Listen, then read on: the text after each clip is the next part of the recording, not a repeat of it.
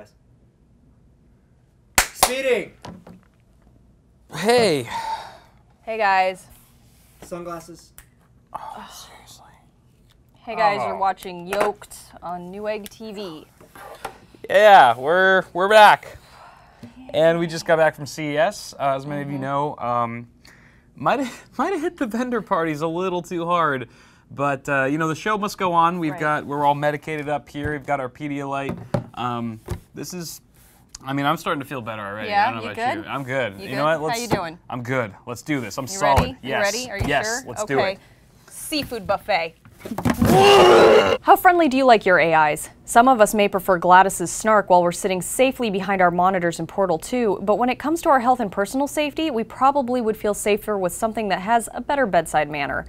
Artificial intelligence and voice-activated UI navigation has gotten more and more personal with the advent of Siri, Google Glass, and now the Nest Protect. Instead of relying on a plastic white box that sounds like it's summoning the harpies of hell to descend upon your bleary-eyed soul, the Nest Protect smoke and carbon monoxide detectors calmly alert you of potential dangers and their exact locations with a friendly AI voice. Instead of blaring an alarm, the device simply gives you a heads up to let you know there's a problem in order to avoid creating panic. And since the Nest Protect allows you to turn off its alerts with a simple hand wave, people are more likely to keep them around instead of stuffing them into a drawer when the batteries run out and it starts beeping at 4 a.m. when you're trying to sleep. Google recently purchased Nest for $3.2 billion, so you can expect app integration is also in the works. At this rate, we're well on our way to each of us having our own Jarvis to attend to our every query, inform us of our bad decisions, and sardonically keep us looking for cake. Wow! Such currency! Very trade! Wow! How far can you take a meme in real life? To the bank, it seems. As many of you already know, Bitcoin has been ramping up steam as an acceptable currency, despite some setbacks with the FBI closure of Silk Road. Currently, it's worth over $800 per Bitcoin unit.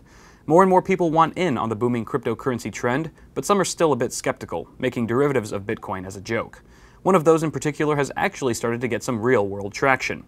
Though its value is minuscule in comparison to Bitcoin, Dogecoin, named after the infamous Doge meme, is trading at record volumes, more than any other cryptocurrency, in fact.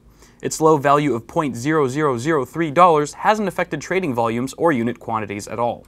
The fact that people find it funny and relatively worthless has actually caused more people to use it, thereby creating its own mini-economy. It's especially popular on sites like Reddit, where giving someone a Dogecoin tip has become a way to super upvote a particular comment. In this way, Dogecoin has essentially become semi-valuable because it is a viral hit among cryptocurrencies. If that's really all you need to start making real money, then I better start mining up a sizable stash of coinye before that cease and desist goes into effect. AMD's hardware harnessing technology Mantle may actually be changing the face of real-time strategy games. Currently, the amount of units available for you to control in an RTS is limited to between 50 and 70 due simply to the fact that most computers aren't able to even display that many physics-enabled objects in a game without causing your processor to come to a roaring halt. However, a new game engine developed by Oxide called Nitrous has been created from the ground up using AMD's Mantle API technology. The new engine is completely core neutral, which means each individual CPU core can talk directly to the GPU without interference.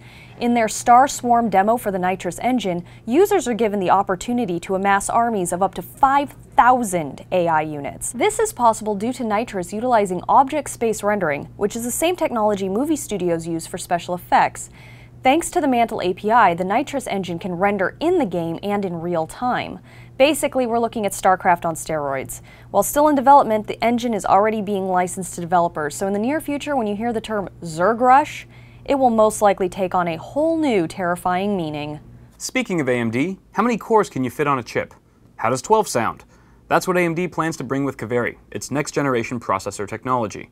It'll have up to 4 CPU cores and 8 GPU cores on the chip, which means that it could play the latest generation of games at 30 frames per second without a discrete graphics card.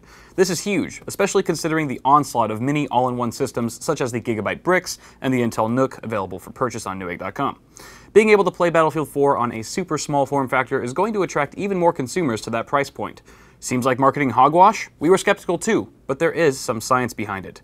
And at the AMD press conference at CES, we were able to see a live demo of this in action. Let me explain. No, there's too much. Let me sum up. Dubbed as compute cores, the cores on the Coveri processor are designed to work independently of each other. Instead of the GPU cores waiting on the CPU cores to process tasks, they can each access memory and process tasks on their own without interfering with each other's processes, if that makes sense.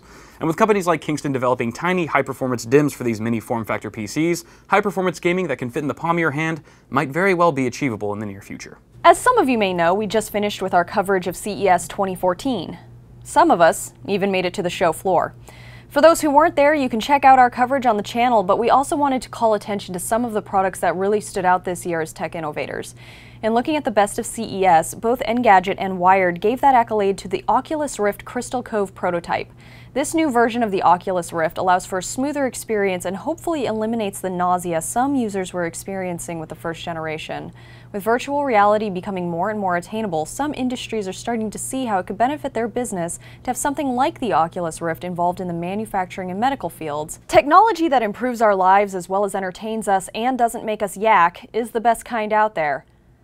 Oh, my head. As far as PC technology is concerned, Engadget and Gizmodo hailed Razer's Project Christine as a bold and innovative take on the future of desktop PCs. We got a chance to see this entirely modular PC concept at CES for ourselves, and we admit that the design and the idea is both eye-catching and compelling. Instead of getting a separate GPU, for instance, you instead would insert a particular brick into a designated slot on the stand. Performance and heat shouldn't be an issue since all the modulars are cooled with mineral oil. And while this modular design makes building a PC a much smoother experience for newcomers to the market, it does severely limit how you can customize your PC, something that hardcore DIYers like yourselves would argue is the whole point of building your own rig. Right now, Razer plans to make all of their module kits exclusive to their own brand, but they did mention the possibility of compatibility in the future. As far as we're concerned, we'll stick to our screwdrivers, brackets, standoffs, and PCIe slots. It can be infuriatingly frustrating and depressingly expensive sometimes, but at the end of the day, looking at the computer that you made with your own bare hands after months of preparation is its own reward. Alright guys, that is going to wrap it up for this episode of Yolk'd. We hope you guys enjoyed it, and hopefully we were able to achieve the same level of enthusiasm as we usually do with these kinds of things. Yeah. Also, quick announcement, Newegg legal team recently won a Supreme Court case against patent trolls.